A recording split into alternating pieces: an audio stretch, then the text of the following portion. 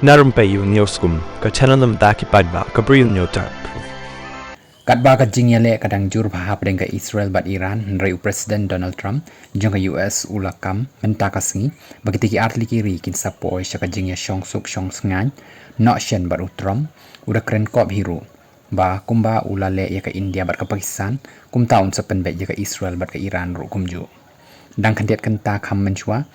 Trump ula berten ya ka Iran bat ka US kan kerwit da ka bateng